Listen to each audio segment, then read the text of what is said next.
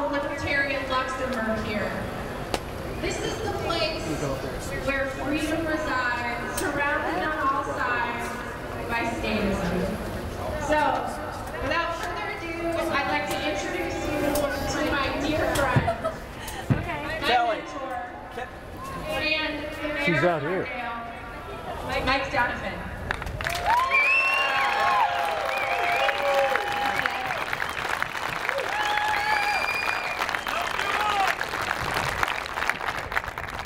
Welcome to the Vatican of Liberty.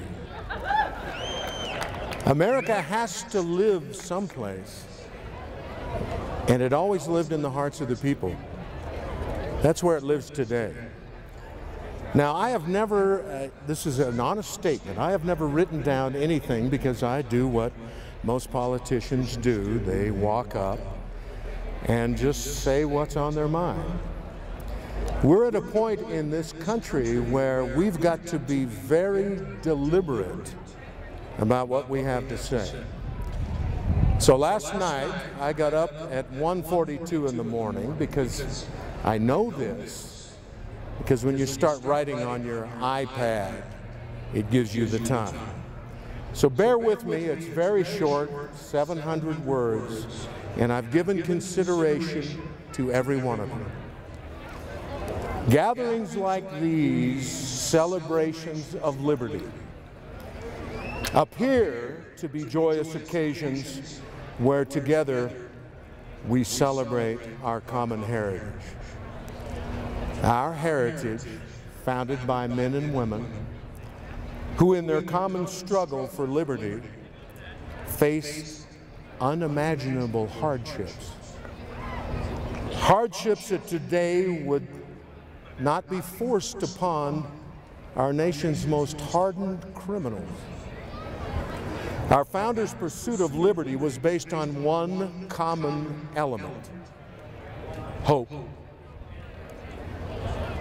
Does hope exist today? As we celebrate our right to own a piece of hardware that has come to symbolize our nation's struggle, a metaphor for liberty that is nothing more than a small box. Does our hope fit in this box? This box that some say contains only evil and destruction and no longer has a purpose in civil society. For its contents have been declared an obstacle to peace by those who claim ownership to a new form of enlightened thought. In their enlightenment, they proclaim that the lessons of past civilizations are meaningless, as if in the night all the characteristics of tyranny became irrelevant. While this new and improved set of overlords saves us from ourselves, they offer safety for our surrender and social justice for our obedience, promising that in our new utopian world, there'll be no need for this little metal box, telling us that we need to understand that the criminals among us are products of our society and that they are simply misunderstood, for ultimately we caused them. We are to blame. The need to protect ourselves should be relinquished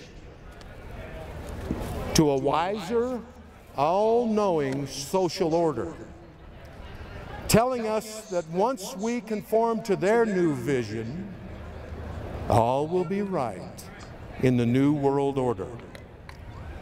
Is this box large enough to hold the hopes of a great nation? How many boxes do we need to ensure that our dream is safe?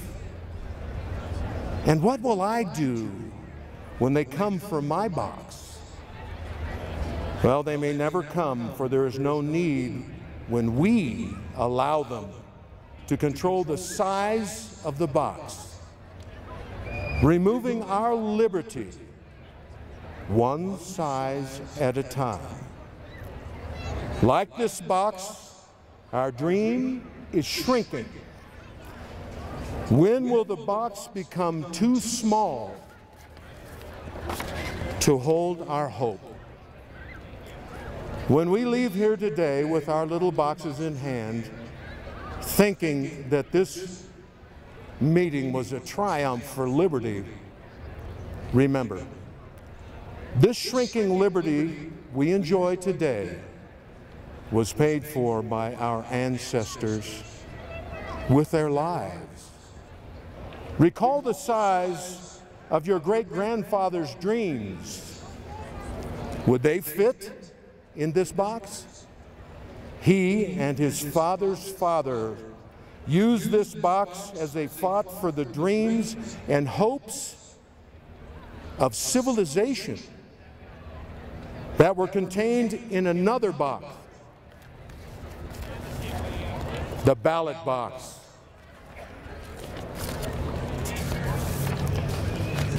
If all you want is smaller boxes at a greater cost, ignore the ballot box. As for me, I want what's in the ballot box.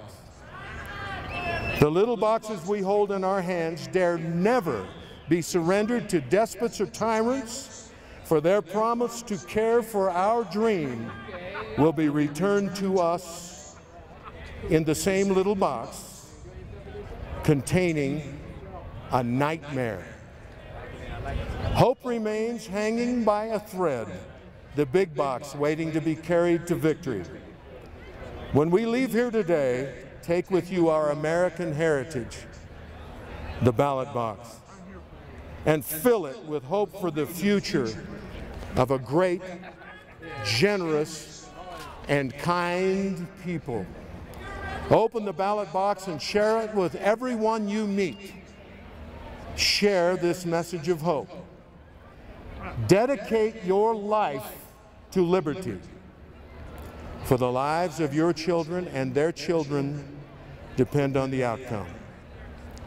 Reach out and shake hands with the people around you and look them in the eye. Commit to the challenge. Stand for liberty. On your next visit to the ballot box, do not go alone. Take someone with you. You are the hope of this nation. Thank you. God bless.